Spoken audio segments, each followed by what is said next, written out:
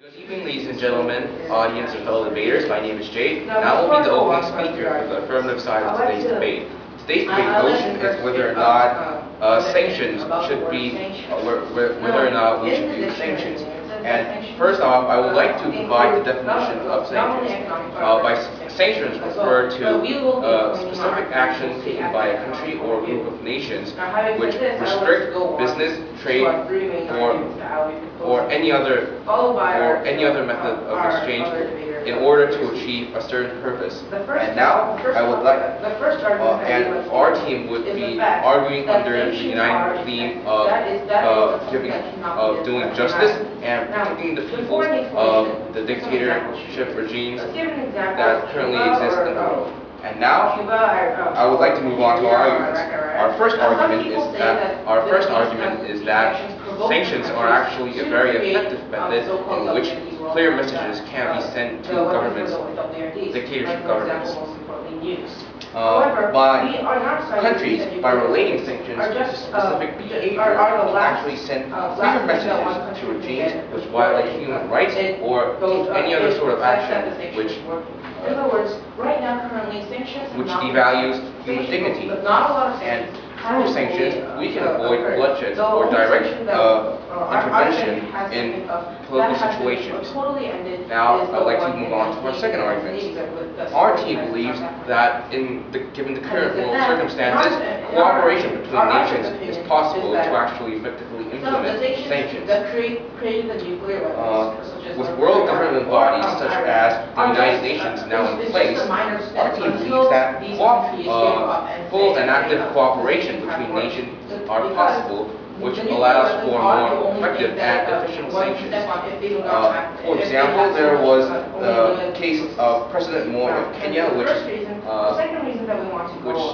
cooperation between Western nations actually allowed for very liberal elections to take place in Kenya.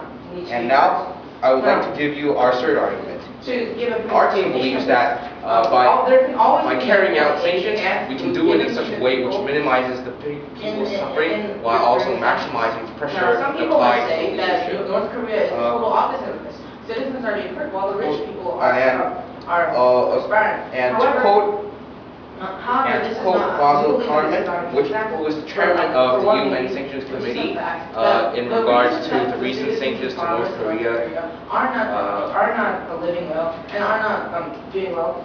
Concerning their nuclear test, has said that the UN is trying their best to minimize any unintended humanitarian consequences on Muslim people. And there are many more examples to this point, which, for instance, like how the U.S. is continuing to provide medical supplies in Iraq. And there are many other instances where around the world where nations are making their best effort so that people are not but also limiting the resources available that the people do not suffer. Which will eventually and now I would like to provide you our fourth and final argument. Our team believes that through sanctions we can not only change the behavior of rogue nations, but also limit their resources so as to prevent future military conflict. There was a recent example where the UN imposed sanctions on North Korea, which banned trade in two essential materials in the building of a nuclear missile. And as we can see from this, through sanctions we can also significantly limit and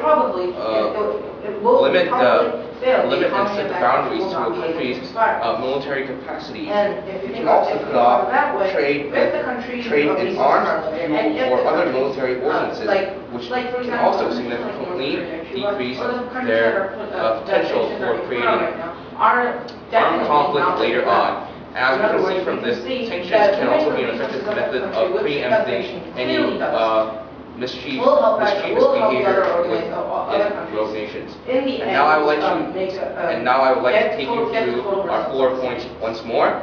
First, our team believes that sanctions should be imposed due to their effectiveness. And secondly, because cooperation is now possible amongst nations. And thirdly, because we can minimize the people's suffering while maximizing the pressure to the leadership.